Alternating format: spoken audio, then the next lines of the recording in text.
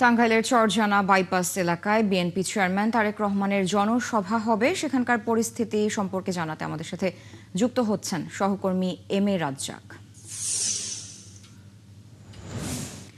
রাজ্জাক, জনসভা স্থলে এই মুহূর্তে নেতাকর্মীদের সমাগম কেমন দেখছেন এবং এই সভা নিয়ে তারা কি বলছেন, তারা কতটা উচ্ছ্বসিত?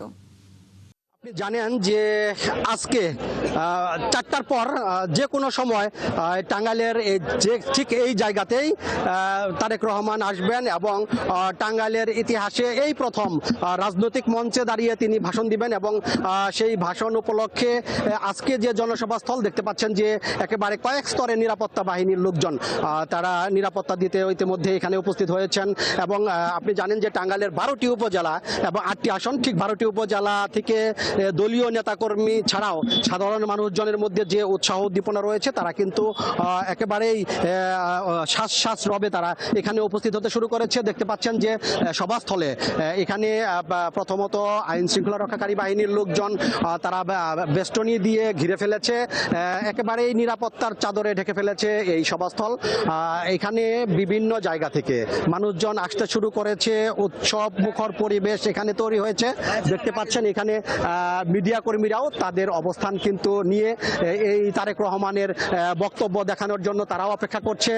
সেই সাথে আইন শৃঙ্খলা রক্ষাকারী বাহিনীর লোকজন তারা এখানে দেখতেই পাচ্ছেন যে একেবারেই নিরাপত্তার চাদরে ঢেকে রাখার জন্য তারা কাজ করে যাচ্ছে।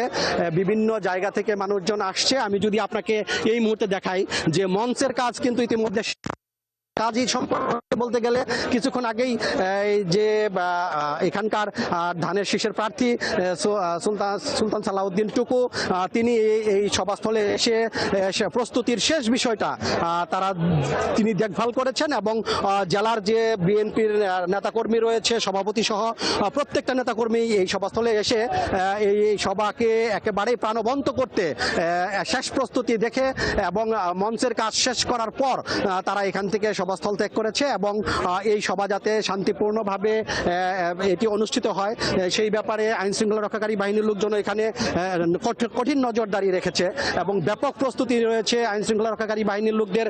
তবে এখানে দায়িত্বশীল আইন শৃঙ্খলা রক্ষাকারী বাহিনীর লোকজনকে কাউকে না পাওয়ার কারণে শুধুমাত্র দেখানো হচ্ছে যে তা দেখেন কি পরিমাণ নিরাপত্তার বেষ্টনী এখানে দেওয়া হয়েছে। তারা এই সভাস্থলকে কেন্দ্র করে বিভিন্ন স্তরে তারা দায়িত্ব পালন করছে যাতে এখানে কোনো রকম অপ্রীতিকর ঘটনা না ঘটে এবং সার্বিক নিরাপত্তার দায়িত্ব কিন্তু দেখভাল করছেন এখানকার পুলিশ সুপার সহ ঊর্ধ্বতন কর্মকর্তা যারা রয়েছেন তারা এই বিষয়টি আগে থেকেই এখানে দেখভাল করছেন।